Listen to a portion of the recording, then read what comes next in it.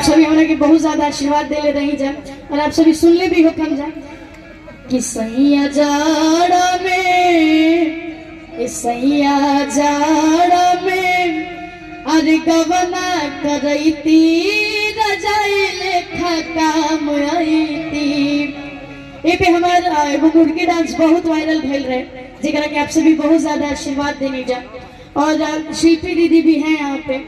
तो आपका भी जब शादी होगा वैसे हम लोग भी बहुत एक्साइटेड है लेकिन कब होगा भगवान जाने, क्योंकि हमको नहीं लगता आप शादी करना चाहती हैं किस।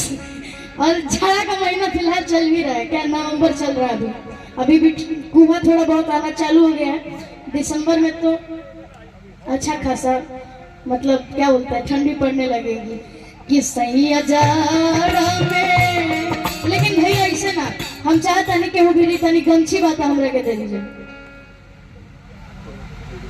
वाह वाह कुंदन रखी हाँ कहे हाँ हम ना दे फर्क का पड़ी गड़िया में तो आप ही रहिएगा ना। हाँ अच्छा हमरे हाँ अच्छा हमरे गमछी हमरे के देता रह जा। अरे के पता नहीं अपना भोजपुरी अंदाज में एक और गमछी दे दीजिए ताकि तमन्ना दीदी तनी और नहीं। दीदी आपके पास तो है, आपको जरूरत है नहीं, आप तो क्या बोलते हैं ऑल इन वन है। तो तनी हम चाहता नहीं कि रोवा लोग भी तनी झूमी जा का कहे के बा कि सैया जाड़ा में सैया जाड़ा में गवना करैती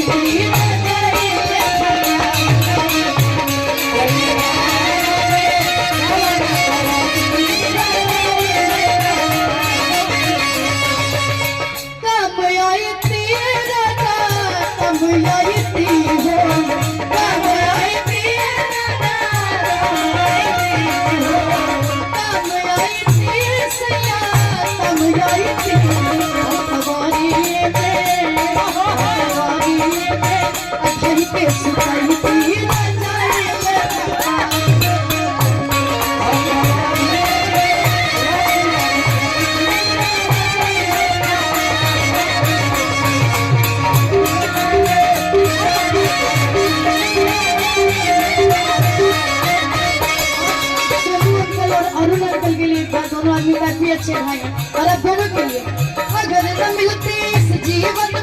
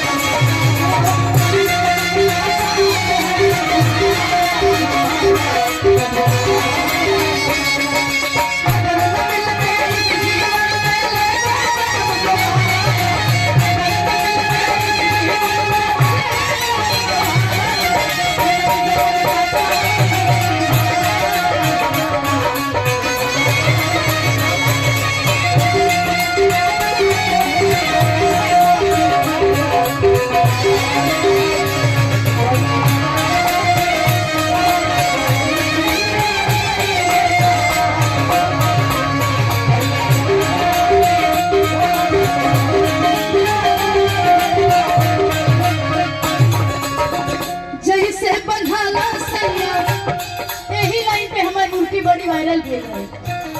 लेकिन हमने के भोजपुरी में कहावत बा विजेंद्र बाबा खेत में खुरपी पंडित जी के माथ पे चूहुकी और भोजपुरी में महत्व होला मुर्गी के। लेकिन हम चाहता है हम तो मुर्गी मारे नहीं लेकिन हमारा दिल से इच्छा बा कि हमरा मुर्गी मारे से पहले कहे रोवा मारे। हमारे दिल से हार्दिक इच्छा बा हम चाहते हैं दीदी खड़ी हो जाए हमारी बाबा उठ जाओ ना बाबा ये हमारा नाम है साईं मामा बाबा है हमारा लोग के बताइए हम इतना प्यार से बोल इतना बढ़िया लोग ठुमका लगाएंगे ऐसे ऐसे एक मुर्गी मारी महाराज ऐसे ऐसे करो लोग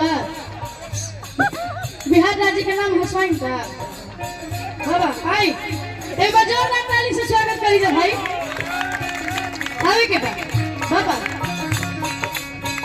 जैसे बंधाना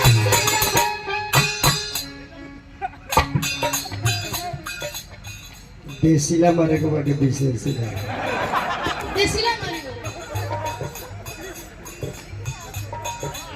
आप लोग बुलाते हैं मुर्गी। हमने के बिहार में जब बाढ़ आवे लगा, अब पानी जब पुल में बोबिया के ढूकेला भोजपुरी है, तो हमारे यहाँ के लड़का कागज के नाई बनी है, और पर चिमटा चिमटी धोते आ देखिए जे केकर नाई आगे निकल दिया, आई कपड़ा उपड़ा उतार के फ्री इंडिया वो तो चावरा बा अन्य बोबी ओले बा पानी आ कपड़ा धरे बड़े पुल पर तब हदी पड़ी है।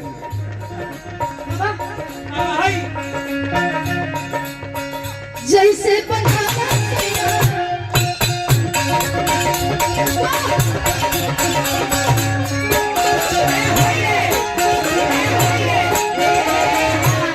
एक लोटा पानी दे दी सब है।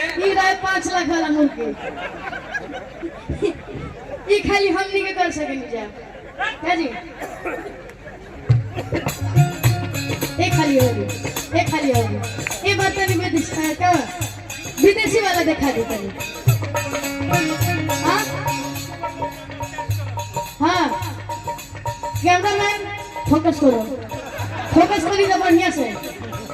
यूट्यूबर वालों का नया थोड़ी बा, उन्हें बहुत बार मरवाले बा।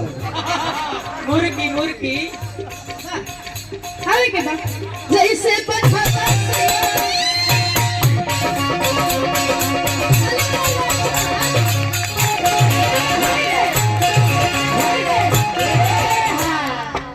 अरे एक बाल्टी पानी लगे खाया दादा। पानी में एक बार पूर्वज दिया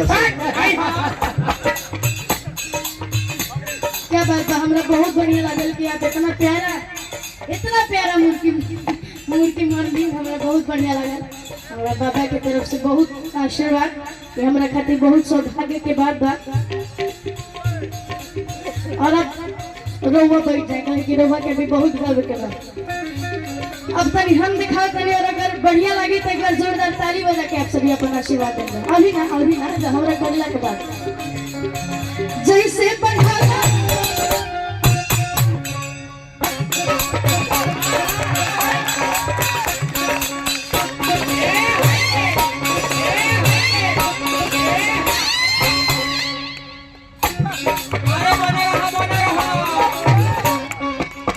जैसे बंधारा से नारियल के रसरी ओ सही फसैती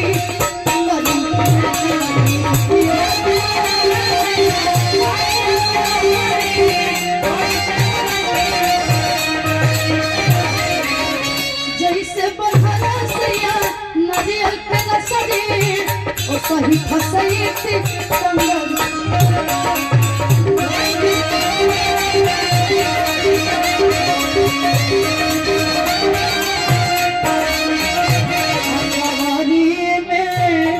कवारिये में अठाई के सिपाही